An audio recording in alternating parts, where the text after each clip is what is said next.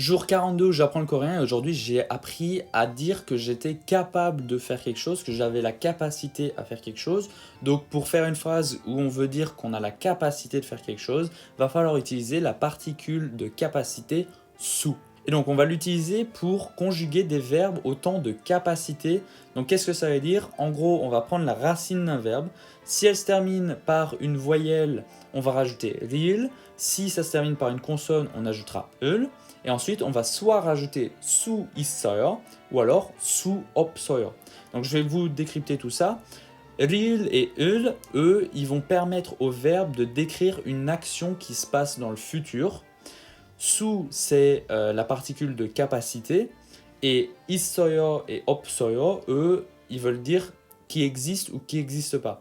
Donc 있어요, on va l'utiliser dans les phrases positives pour dire qu'on peut faire qu'on est capable de faire l'action, donc que la capacité existe.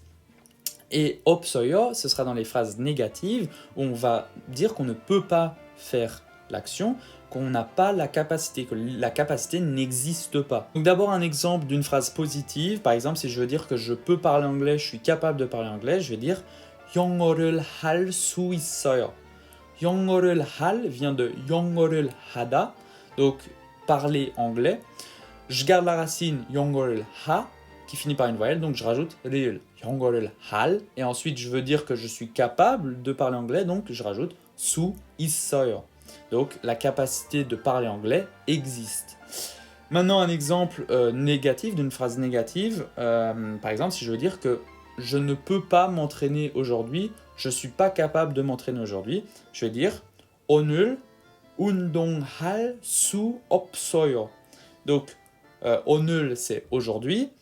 운동할 vient de 운동하다, donc s'entraîner. Je garde la racine 운동하 qui finit par une voyelle, donc je rajoute 질. 운동할. Et ensuite je veux dire que je ne suis pas capable, je ne peux pas. La capacité à m'entraîner n'existe pas, donc je vais rajouter 수 없어요. Donc 오늘 운동할 수 없어요. Je ne suis pas capable de m'entraîner aujourd'hui, je ne peux pas m'entraîner aujourd'hui.